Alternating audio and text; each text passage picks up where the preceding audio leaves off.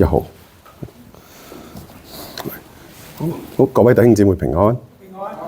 我哋禱告交託俾上主先。主耶穌，我哋天上嘅父，親愛嘅聖靈，一切都係你嘅恩典。我哋面對你只有感恩，只有感恩。我哋感謝你，主耶穌，感謝你拯救我哋，感謝你俾所有我哋唔配嘅嘢俾我哋。主，我哋都係罪人，喺你面前蒙你嘅憐憫，得到寬恕，嚟到你嘅面前，求主繼續嘅施恩，開我哋嘅靈，開我哋靈裏邊嘅眼，明白你嘅旨意，更加係俾我哋有跟從你、徹底跟從你嘅堅持同信心。主，求主與我哋同在，禱告奉基督耶穌嘅名，阿們。好各位弟兄姊妹一段時間冇見，其實都唔係好耐，1個月到啦嚇。咁但係咧八福系列咧就隔咗個月停咗1個月嚇。咁上個月我哋講咗聖誕嗰個主題，咁所以我哋今次咧翻嚟我哋八福，今日咧我哋講到第7福啦，就係使人和睦的人嚇。係咪要開嘅 ？OK， 好，咁就提提大家啦嚇。八福咧所對應嘅嗰8種品格咧，係我哋屬靈生命嘅階梯嚟嘅。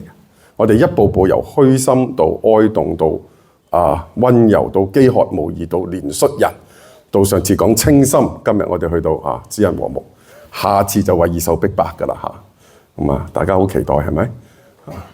咁就再提提大家我哋點解要講八福？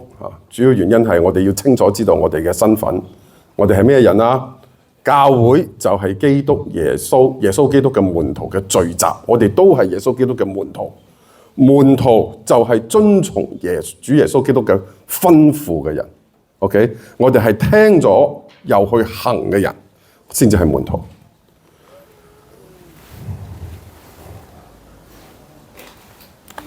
所以教會係耶穌基督嘅門徒嘅聚集，門徒就係遵從耶穌基督吩咐嘅人，唔係決咗志等待上天堂嘅信徒。即係我哋唔喺度等上天堂嘅，我哋係喺呢度聽耶穌嘅話去做嘅。所以我哋要搞翻清楚主耶穌最初嘅吩咐嗰8福其實係啲咩嘢？嗱，上次11月我哋講到第6福清心嘅人俾2個月啦，俾大家少少溫習。咩係清心嘅人啊？就係心裏邊冇絲毫污穢嘅人。OK， 心裏邊冇嫉妒、冇憤恨、冇怨毒嘅，冇邪惡嘅、冇貪婪嘅。呢種人先至可以喺神面前站立。所謂手潔心清嘅人，先至可以喺神面前站立。耶和華係睇人嘅心，佢要嘅係一個精純冇污穢嘅生命。唔係淨係一個外表正直敬虔冇犯罪嘅一種表現，佢更加重視嘅係內在嘅生命。我哋要睇我哋自己嘅生命裏邊有冇污穢。冇人嘅時候，你心裏邊諗乜嘢？你有冇喺人哋背後講好多你唔應該講嘅說話，做好多你唔應該做嘅事情？咁你話？唔係啊！耶穌要我哋耶穌愛我哋啊！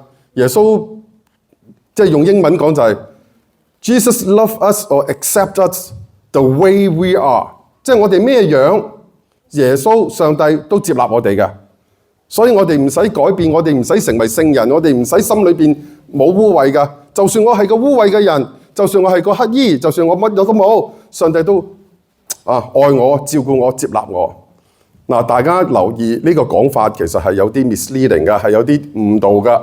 我好同意呢位牧師佢叫做 Sinclair Ferguson 係改革中一個好重要嘅牧師，一個牧者。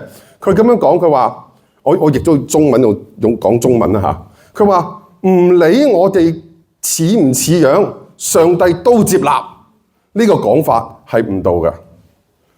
更加準確咁講，應該係儘管我哋唔似樣，上帝依然接納我哋。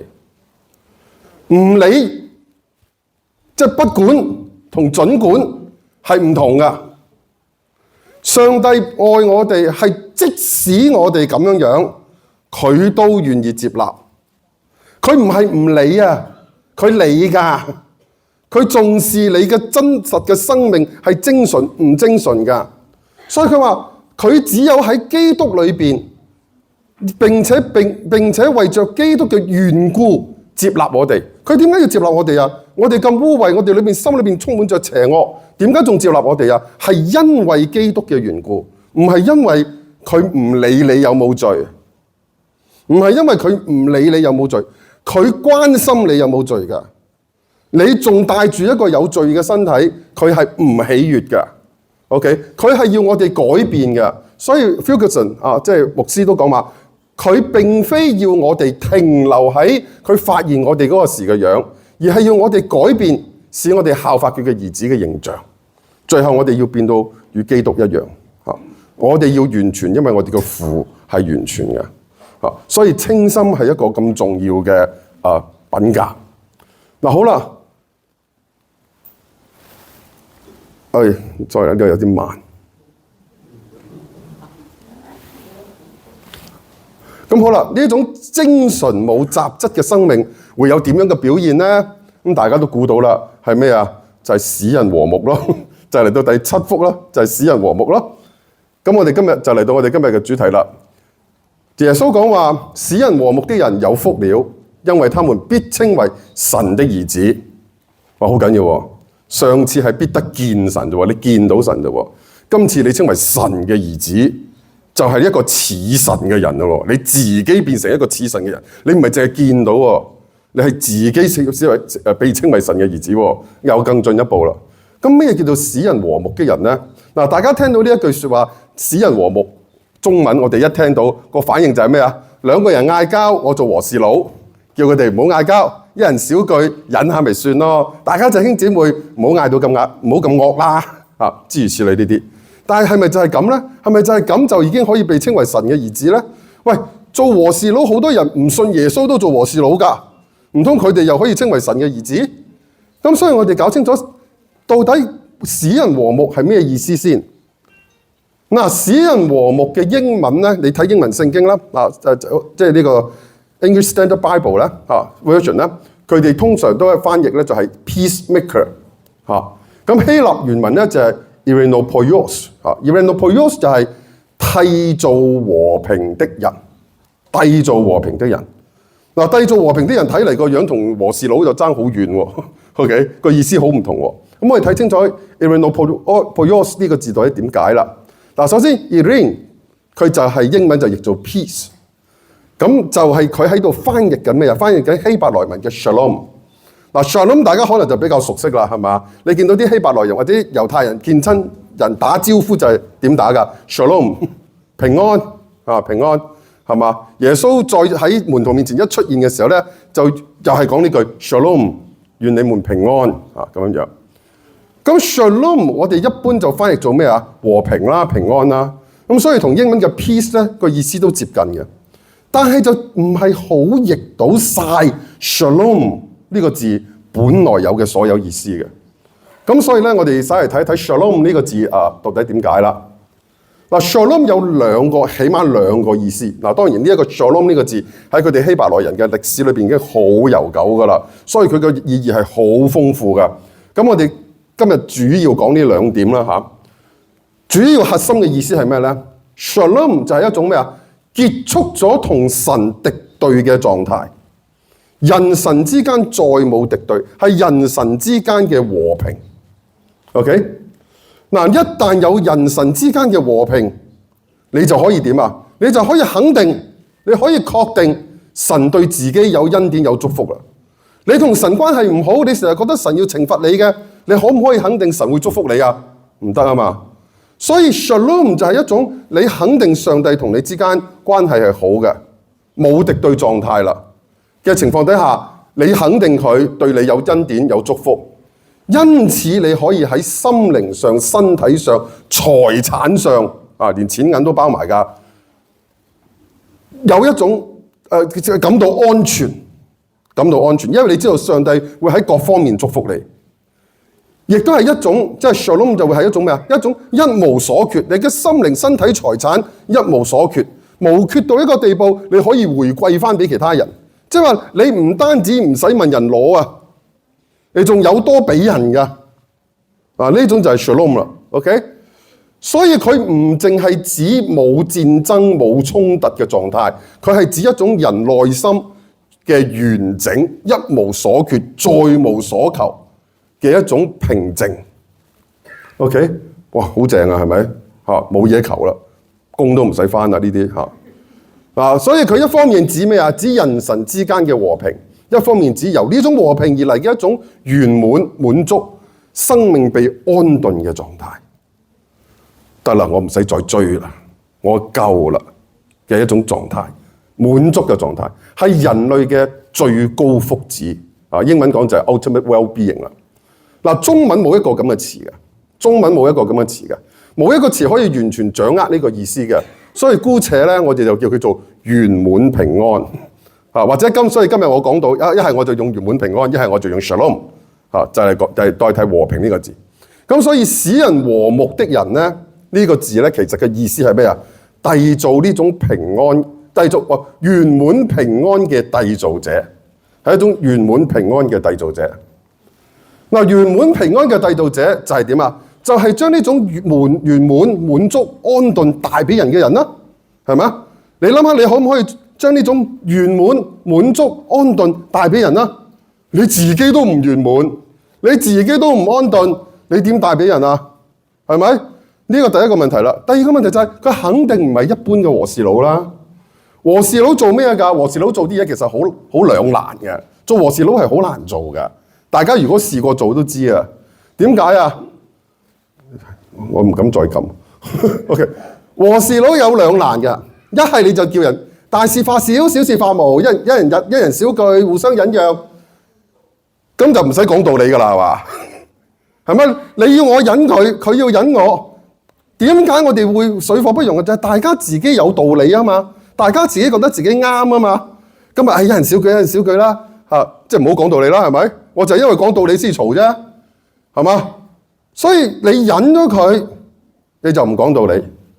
你一講道理又唔讓啦，咁點算啊？咁咪實嘈噶咯喎，係嘛？呢個就係嗰個困難嘅地方啊嘛。咁所以我哋要嘅唔係大家互相忍讓咁簡單，我哋要嘅係真係出自 Shalom， 出自圓滿平安嘅嗰種和諧。雖然唔係和事佬，圓滿平安係構成人與人之間嘅和諧嘅根本元素。你每一個人冇 Shalom， 冇呢種圓滿嘅和平，你好難同其他人係和平㗎。你淨係可以同啲同你啱 key 嘅人，同你傾得埋嘅人，同你嘅朋友和平，同你意見唔同嘅人，你就冇辦法和平。咁教會裏邊唔同意見多得很啦，因為教會裏邊冇和平，係咪？咁我哋點樣締造呢種和平咧？一定要每一個人自己裏邊有 shalom， 有呢種圓滿嘅和平。所以呢個係人與人之間和平嘅元素。所以我想帶大家睇翻一節經文。呢節經文係我第一次嚟呢度講道嘅時候，原來3年前啦用嘅經文，腓立比書4章2至7節。大家唔知仲有冇印象？我第一次嚟講道。我勸友阿爹同循都基，就阿香同阿福啦，要喺主裏邊同心。我一求你這真實同負一軛的，幫助這兩個女人。因為他們在福音上曾與我一同勞苦，你們要靠主常常喜樂。我再說，你們要喜樂。當叫眾人知道你們謙讓的心，主已經近了。應當一無掛慮，只要凡事藉着禱告祈求和感謝，將你們所要的告訴神。神所賜人出人意外的平安，必在基督耶穌裏保守你們的心懷意念。嗱。上次我同大家讀呢段經文嘅時候咧，係想要指出，最後2節係譯錯嘅，OK。所以今次咧，我講翻啱嗰個內容嚇。嗱，呢一段大家記得友阿爹同循都基兩位姊妹有衝突嗌交。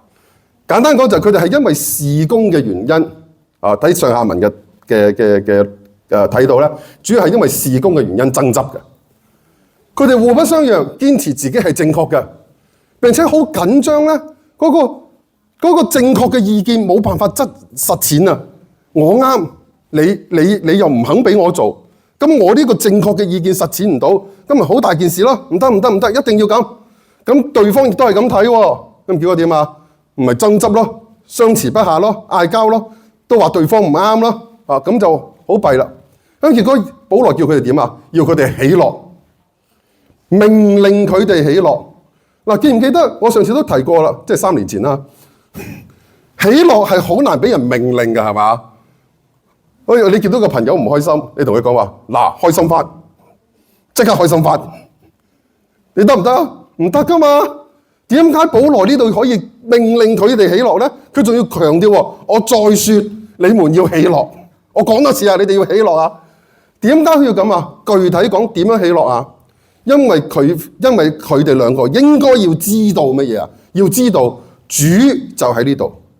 佢話 God the Lord is at hand， 主就喺度啦。耶穌係與我哋同在嘅，知唔知啊？特別係我哋呢啲侍奉緊嘅人，因為主耶穌自己應承過我哋噶嘛。佢喺馬太福音28章最尾20節嗰度就講咩啊？只要我哋去傳佢嘅福音，傳佢嘅道，使其他人成佢嘅門徒嘅時候，佢就點啊？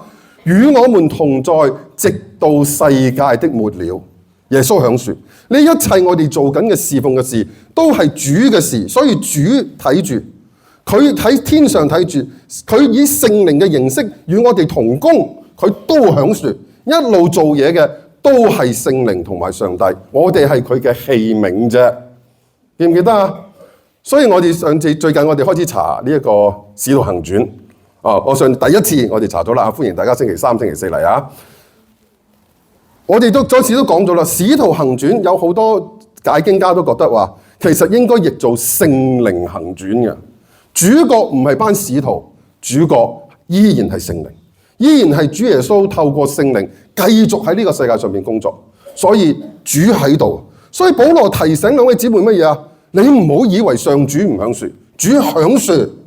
呢啲事係佢嘅事，唔係你嘅事。呢個係主嘅事工，唔係你嘅事業。你唔使咁緊張 ，OK？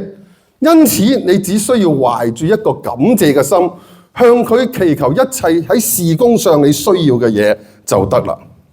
嗱，講事工上㗎呢啲嚇，因為你點解可以？所以點解你可以喜樂啊？因為唔使你負責啊嘛。唔使你孭飛啊嘛，件事成定唔成係上主喺度做緊，你唔好咁緊張件事成定唔成，你唯一需要緊張嘅係乜嘢啊？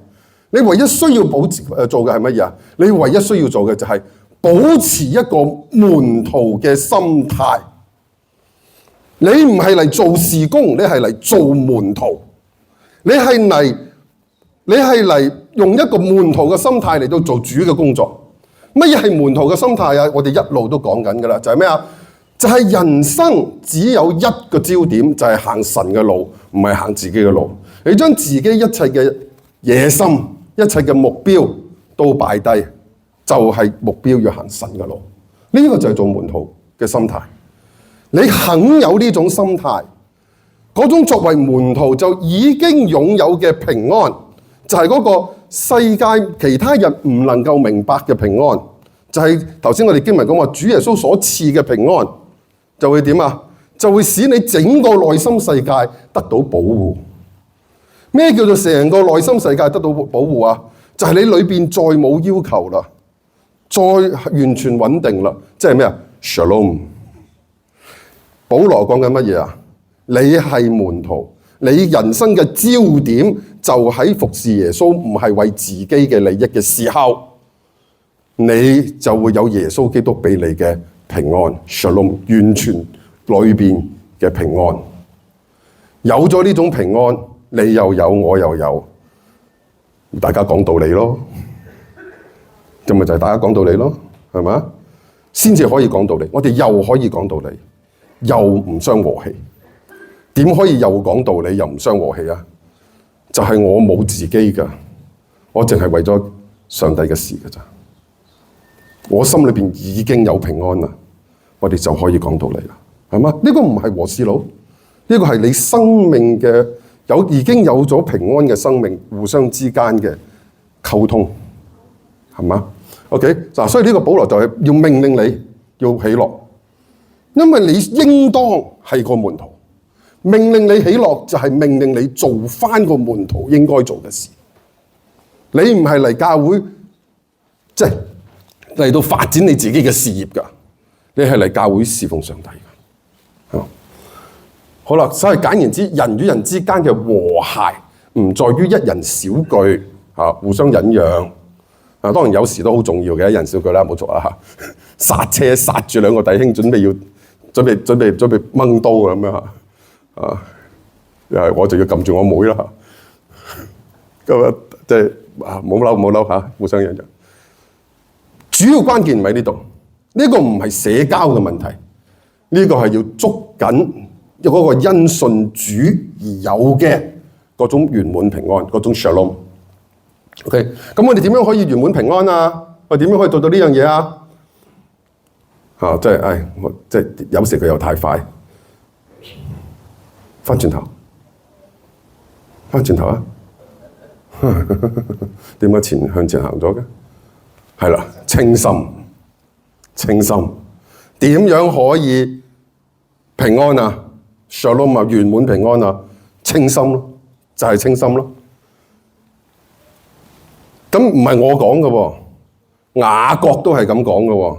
所以今日我哋特登揀到頭先嗰隻經文就係雅各書第3章6至18節。嗱，我就唔再重複讀晒頭先嗰度啦嚇。咁頭先大家讀咗一次，大家知道我漏咗邊啲部分啊？嗰啲都其實重要嘅部分，都係時間唔夠就唔讀。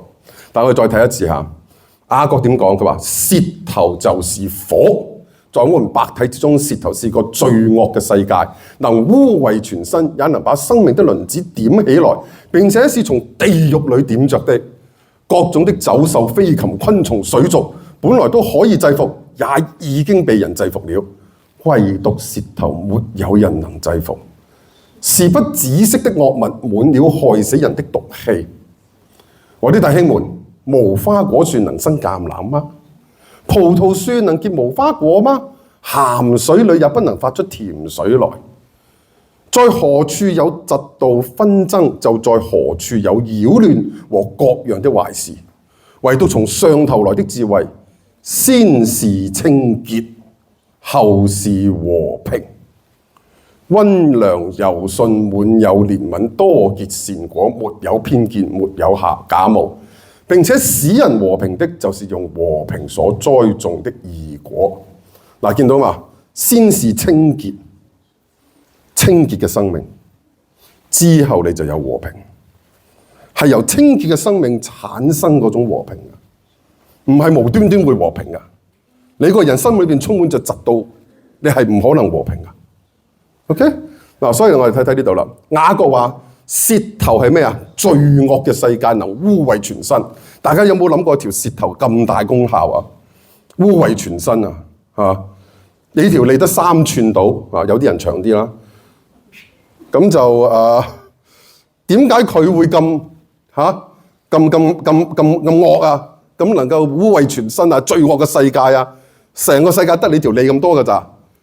好明顯雅各唔係講緊呢個得3寸長嘅器官，佢唔係講緊呢樣嘢，佢係講緊呢個器官背後嗰個惡嘅根源，就係人敗壞嘅心。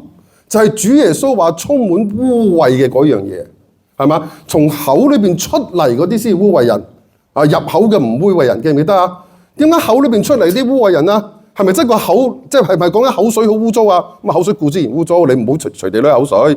但係講緊嘅唔係咩啊？係嗰啲你講出嚟嘅説話啊嘛，你嗰啲惡毒嘅嘢啊嘛，係嘛？嗰啲出自貪婪、出自淫邪等等講出嚟嘅嘢啊嘛，所以。係真正嘅問題唔係條脷，真正嘅問題係人內心嘅污穢，係人內心嘅污穢。人內心嘅污穢就真係難以制服啦。所以頭先佢嗰度講到話，呢個世界上所有動物我哋都制服到啊！由細到大最細嘅昆蟲我哋制服到，狗仔制服到，馬我哋都制服到，甚至喺海裏邊鯨魚我哋而家都制服到。鯨魚幾大條啊？我哋都制服到，就係條脷制服唔到。因為條脷背後嘅係你一個犯罪嘅心靈，係呢個邪惡惡毒充滿着污穢嘅心，所以我哋一定要對付佢。咁點樣嘅生命就生出點樣嘅果子，係嘛？佢強調我唔記得邊種樹啦。橄欖樹生唔生出葡萄嘅？葡萄生唔生出第二樣嘢啦？我唔記得。總之就係你唔係嗰種嘢就唔生唔出嗰種嘢。你唔係好人就講唔出好話啊！講簡單啲，你係個壞人你就係講壞話噶啦。你可以扮嘢，你可以扮嘢，我哋都識扮嘢。做咗咁多年人，邊個唔扮下嘢噶？明明心裏邊憎你憎到死，早晨。明明唔妥你噶啦。你最近點啊？個病有冇好啲啊？呢啲咪假裝咯，虛偽咯。我哋識，有好多時候人哋睇得出咯。點樣嘅生命就生點樣嘅果子。心裏邊若懷住嗰種苦毒嘅嫉妒和紛爭，就生出擾亂和各樣的壞事。咁樣嘅人讚美神係假嘅，因為佢頭先我哋讀嗰段經文都講到，你同一個口點樣可能同時讚美上帝，又咒詛有神形象嘅人呢？係咪？你唔可以噶，就總有一樣係真嘅。真嘅係乜嘢？真嘅就係你係惡毒嘅，咒詛先至係真嘅。唯有從神而嚟嘅智慧，俾人稱潔。從神而嚟嘅智慧係乜嘢啊？我哋大家都好熟噶啦，箴言一開始就講咩啊？敬畏耶和華係智慧嘅開端。最近我先至知，原來箴言咧係猶太人咧寫俾細路仔讀噶，係寫俾細路仔讀噶，係幫小朋友匡正佢嗰個基本嘅世界觀同價值觀嘅一本書嚟嘅。所以一開始就講咩啊？敬畏耶和華係啲智慧嘅開端。所以從上頭而嚟嘅智慧，神嚟嘅智慧，第一樣係乜嘢？梗係敬畏神啦。你既然敬畏神，即係話你以神嘅路為你人生嘅標準。點做嘢啊？唔係嗰樣嘢帶唔帶到俾我利益，係咪我會舒服啲？係我咁樣做係咪合神心意？係咪神要我嚟呢個世界去做嘅事情？唔考慮自己，考慮上帝嘅旨意，考慮上帝嘅國，天國係點樣可以因為你而能夠擴展？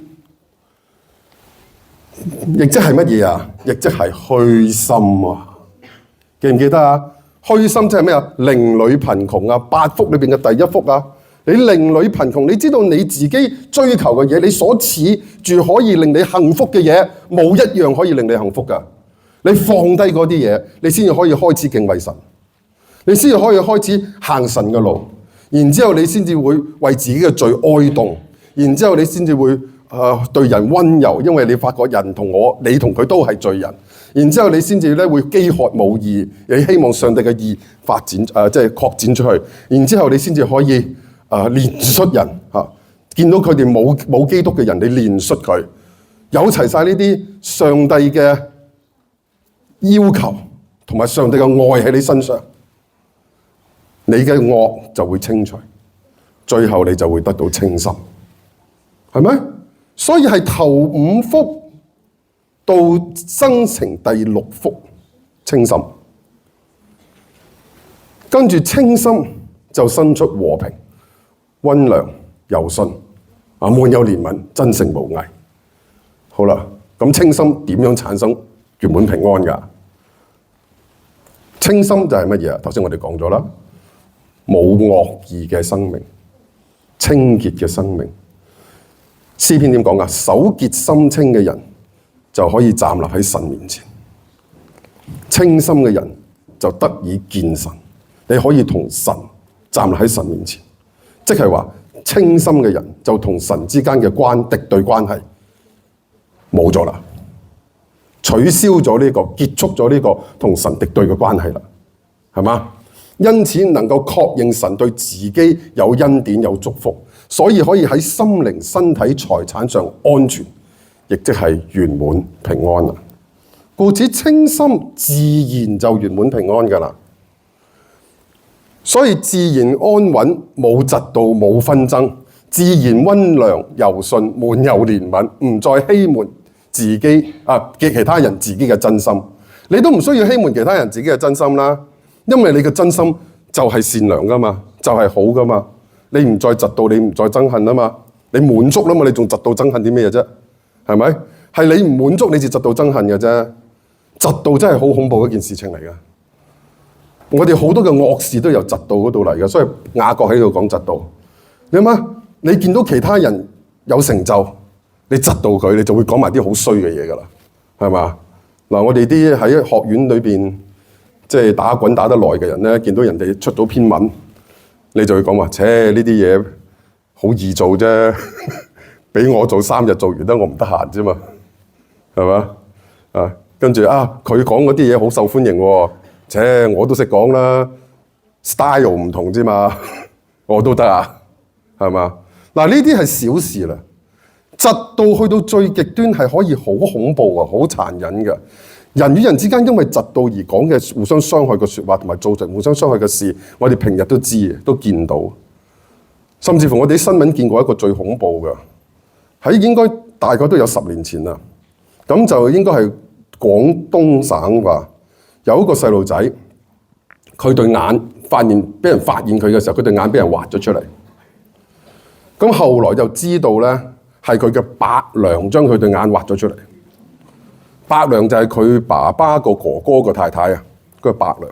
原來佢個伯娘咧妒忌佢對眼生得靚，妒忌佢對生得靚。話點解你對眼咁靚啊？我啲仔對眼又唔靚咁樣，咁就嬲起上嚟就挖咗佢對眼。咁後來個細路仔就梗係盲咗啦嚇。咁啊後來落咗嚟香港就幫佢裝翻對假眼啊咁樣，暫時係咁。所以你見到係幾咁可怕嘅事情，即係嫉妒係可以去到咁樣。嫉妒背後係乜嘢啊？我要好過晒所有人，我係中心，罪幾咁恐怖？呢個就係罪嘅根源，呢個就係罪嘅根源。所以任何小朋友開始你就要教佢呢樣嘢㗎啦。你為自己乜都係自己為自己諗。你諗下小朋友夠膽喝你嘅時候，佢冇理你嘅尊嚴㗎啦，佢淨係諗自己㗎啦。呢個係好可怕嘅事情嚟，要制止。一切嘅嫉妒，一切嘅惡，都由自我嗰度開始。所以要清心，就要由呢度開始清除佢。所以你能夠清除呢啲嘢，先至可以喺神面前站立，知道自己能夠蒙福，你嘅人生先至圓滿，先至能夠真誠無偽。可見靈裡貧窮啦、哀慟啦、溫柔無義、憐恤，造就咗清心，清心又產生咗圓滿平安，圓滿平安又加強咗溫柔憐恤，咁就構成咗一個乜嘢啊？聖徒品格不斷加深嘅循環。所以我哋要做好乜嘢啊？由靈裡貧窮開始先，認清自己一無所有，即係慢慢做上去，跟住等佢循環，等佢循環。OK？所以圓滿平安嘅人必定係咩啊？無義又憐恤人嘅人。因為你個圓滿平安點嚟㗎？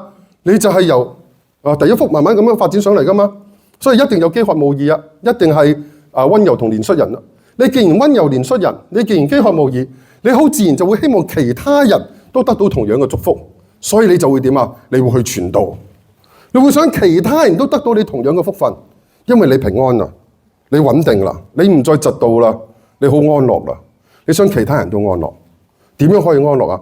要由靈裡貧窮開始，你會傳道，會話俾人聽天國嚟啦，你哋要悔改，你哋要見到呢個問題啦，咁就成為締造圓滿平安嘅人，咁就成為締造圓滿平安嘅人。所以你自己圓滿平安，你就會想其他人圓滿平安。所以你締造圓滿平安的人，或者我哋叫使人和睦的人，係點嚟㗎？就係前6福產生㗎。換言之，本身圓滿平安嘅人，必定都係締造圓滿平安嘅人。既係看重神嘅道，你要傳道啊嘛，你梗係看重呢樣嘢，你覺得呢樣嘢重要啦，而去傳揚呢個道嘅人，就係同神嘅價值觀相同嘅人。神點諗，你點諗，咁咪似神咯？似神就係神嘅兒子咯。所以點解締造和平嘅人就係被稱為神嘅兒子啊？所以我哋最後睇到，主耶穌同我哋講咩啊？要使萬民作我嘅門徒，呢個係佢嘅命令，傳福音俾萬民，係主對我哋嘅吩咐。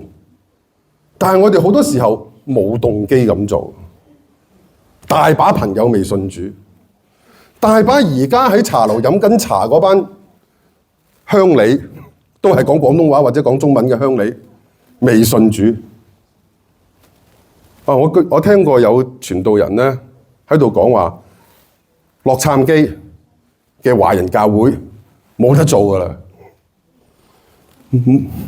冇新嘅講廣東話嘅人嚟一位噶啦，剩翻都係喺呢一度我哋呢班幾十年嘅叫做咩老華僑，我哋呢班得翻我哋班老華僑。今晚老華僑老下走咗啦，咁就冇噶啦，所以冇得做噶啦。當時我第一個反應就係，哇！茶樓啲人多過喺教會嗰啲喎，唔見你去茶樓傳下福音咩？茶樓嗰啲有1/10嚟，我哋呢度都坐唔落啦。你去茶樓望下，即係茶樓嗰度嚟1/10，我哋邊度坐得落啊？我哋去茶樓聚會好過啦，茶樓大啲，係咪先？點會冇得做啊？我哋冇去想，我哋冇想去做，大把理由我哋唔去做。唔好意思嘅，人哋有佢哋信啊嘛，我哋有我哋信，人哋有人哋信，互相尊重。如果你知道你嘅信仰真係帶到俾你嗰種人嘅最高嘅平安，世人不能明白嘅平安，只有喺耶穌基督裏邊先至有嘅嗰種平安。我今日唔係講緊口號，我今日解釋得好清楚，呢種平安係點嚟嘅？你難道唔會想介紹人哋都有？你難道唔覺得呢樣嘢重要到都係人哋應該有嘅嘢而介紹俾人？你食到間茶樓好食啊，你都介紹俾你朋友啦。你唔係有個改變你生命咁重要嘅信仰，你唔去同人講係嘛？除非佢根本冇改變你嘅生命。